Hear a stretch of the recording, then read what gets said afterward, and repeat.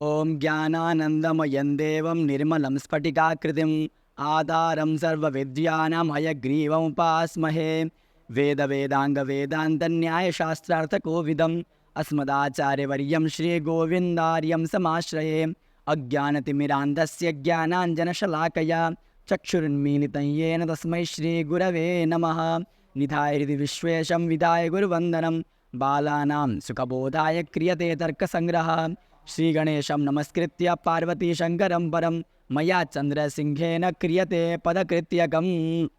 नमस्कृताय नमस्तर्वेभ्यः। आप सभी का इस संस्कृत वल्ली चैनल पर हार्दिक स्वागत करता हूं।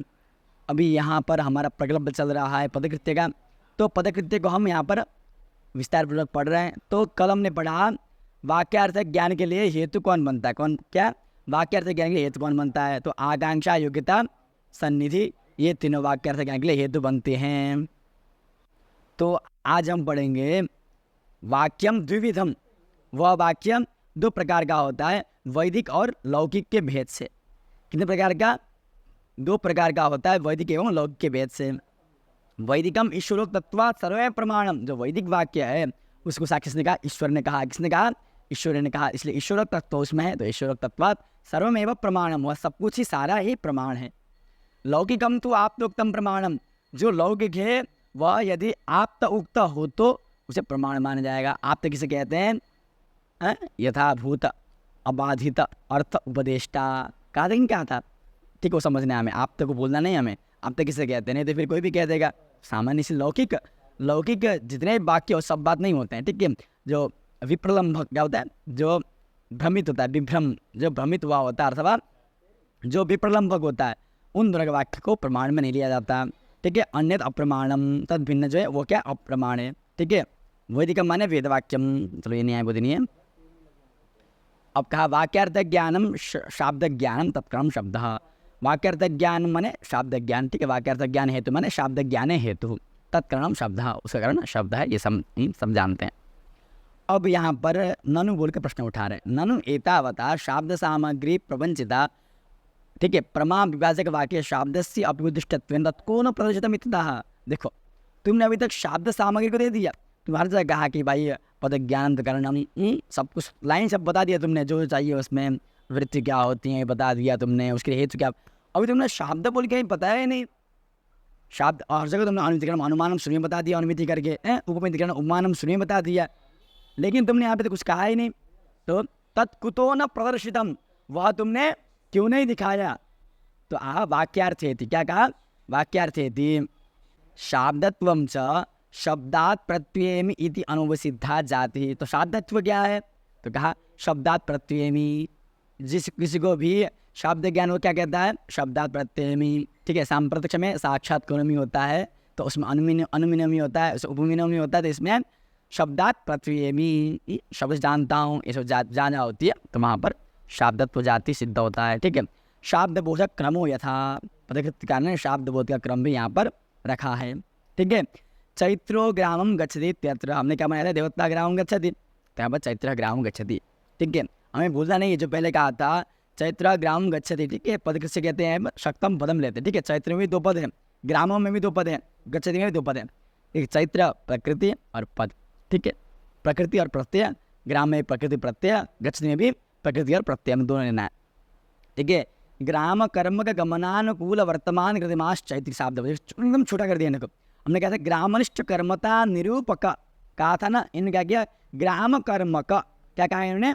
ग्राम कर्म का, इन्होंने इतना ही लिया। क्या लिया? ग्राम कर्म का, ठीक है। ग्राम कर्म का, ठीक है। गमनानुकूल कृतिमान, ठीक, गमनानुकूल वर्तमान ले लिया, ठीक। गमनानुकूल वर्तमान कृतिमाश चैत्री शब्द बोधा। कैसे? तो बता रहे हैं, देखो, क्योंकि किसने चैत्र ग्राम गच्छति कितना बड़ा कैसे शंका होगा ना, तो बता रहे हैं, देखो। द्वितीया कर्मत्व अर्थ, जो द्वितीय ग्राम अम जो द्वितीय है उसका क्या अर्थ है? कर्म, ठीक है। धातुर्गमनम, धातु का क्या अर्थ है? जाना। अनुकूलत्वम तो संसर्ग मर्यादया भासते, संसर्ग मर्यादा माने आकांक्षा, तच्च आकांक्षया भासते, ठीक है। तो बता दिया, ठीक है। तो कर्मत्व था तो ग्राम कर्म का, ठीक है। गमन, ठीक है। अनुकूल वर्तमान कृतिमा क्षेत्र, वर्तमान, अब देखो वर्तमान तो लट से आ जाएगा, आगे बता रहे हैं। लटा वर्तमानत्वम आख्यातस्य कृति, ठीक है। लटा वर्तमानत्वम लट का क्या अर्थ है? वर्तमानत्व। आख्यात क्या कृति है सामान्यतः। गच्छति में देखो क्या है, गच्छति में जो ती है वह लट के स्थान पर हुआ है। किस स्थान पर हुआ है? लट के स्थान पर। तो लट का जो अर्थ है उसका अर्थ है वर्तमानत्व, वर्तमानत्व। और आख्यात का क्या अर्थ है? आख्यात में जो ती दिखता है उसका एक कृति। देखो जो ती होता है दूसरे लकार में होता है, दूसरे में हर जगह इसका एक ही अर्थ रहता है, क्या? कृति कृति कृति कृति कृति। लेकिन कहीं लट होता है लंग होगा, ठीक है। अगच्छत कहते तो इसमें भूतकाल आता। क्या आता? भूतकाल। ठीक है, तो हमें समझना है। तो इस ती में दो चीज़ को समझना है, एक लट को समझना है कि लट के स्थान पे ती हुआ है तो लट का भी अर्थ है और दूसरा ती का भी अर्थ है, दोनों का अर्थ है। ठीक है, अब हो गया। अब देखिए तो फिर क्या? रथो गच्छति इत्यत्र, क्या? रथो गच्छति, अच्छा तत्संबंध संसर्ग मर्यादा या भाषित, उन दोनों का जो संबंध है वह संसर्ग मर्यादा से भाषित होता है। पहले कह चुके हैं इसके बारे। ठीक है, आकांक्षा से जो अनुकूलत्व में। रथो गच्छति इत्यत्र गमनानुकूल व्यापारवान रथ, किसने संज्ञा की है भाई? रथो गच्छति प्रयोग होता है, क्या होता है? रथो गच्छति। तो यहाँ पर भी गमनानुकूल कृतिमान रथ ऐसा होगा क्या? क्या गमनानुकूल कृतिमान रथ? तो बोले नहीं, जो कृति है वह आत्मा का गुण है। देखिए तो कृतिमान कोई आत्मा ही हो सकता है, तो रथ तो नहीं है। क्या करेंगे?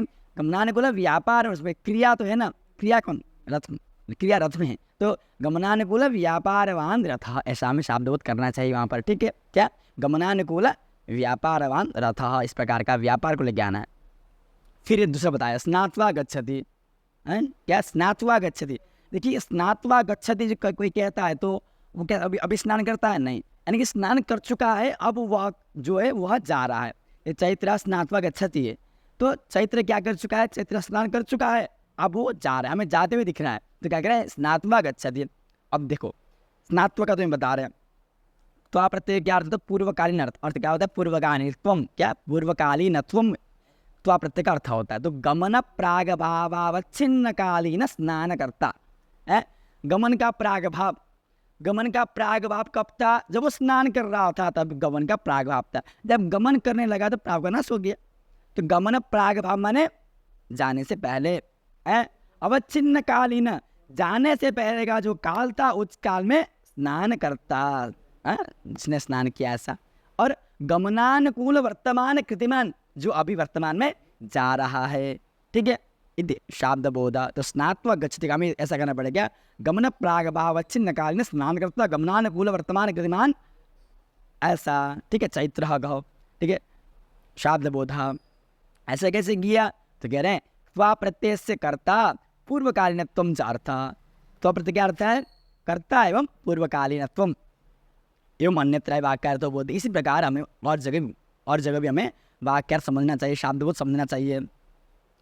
तो देखो इसमें एक थोड़ा सा मैं बता देता हूँ आपको, थोड़ा सा ज्ञान के लिए भूमिका के तौर पर। जो वैयाकरणी होते हैं, ठीक है, जो व्याकरण को मान के चलते हैं, उनमें जो व्याकरण को मान के चलते हैं उसमें क्या वो कैसे करते शब्दबोध? ठीक है, यदि उन्हें क्या ना हो कि चैत्र ग्राम गच्छति, क्या? चैत्र ग्राम गच्छति, तो ऐसे करेंगे चैत्र कर्तिका गमनानुकूल व्यापार। क्या कहेंगे? चैत्र कर्तिका गमनानुकूल व्यापार। ठीक है, वो इस प्रकार का मानते हैं। समझ में आया? चैत्र कर्तिका गमनानुकूल व्यापार। यदि मीमांसक को मानना हो कैसे करेंगे? वो मीमांसक भावना को मानते हैं, भावना में जाते हैं। तो जब भावना में जाते हैं तो चैत्र कर्तिका गमनानुकूला भावना। ठीक है, इस प्रकार से नहीं एक जो करेगा तो क्या करना है? क्या करेगा? प्रथमांतार्थ मुख्य विशेष शब्द होता है, तो एक ग्राम कर्म का गमनानुकूल कृतिमाश चैत्र, इस प्रकार का वो करेगा। और इसी बारे की जानने की और एक चीज़ है, देखो जो वैयाकरणी होते हैं वो आख्यात जो है, आख्यात का क्या अर्थ मानते हैं? अर्थात आख्यात पद की शक्ति किस में है? वो कर्ता में। किसे मानते हो? आख्यात पद की शक्ति कर्ता में है, नहीं आए कृति में मानता है। देखो, और कृति कर्ता में होती है ना। देखो आख्यात पद है, आख्यात पद कहाँ शक्त है? तो वैयाकरणों के मत में आख्यात पद कर्ता में शक्त है। किसमें? कर्ता में। किसमें? कर्ता में। तो शक्यतावच्छेदक क्या होगा? कर्तृत्वम। शक्यतावच्छेदक क्या होगा? कर्तृत्वम शक्यतावच्छेदकम। लेकिन हमारे में क्या है? कृतित्वम शक्यतावच्छेदकम। नैयायिक में क्या है?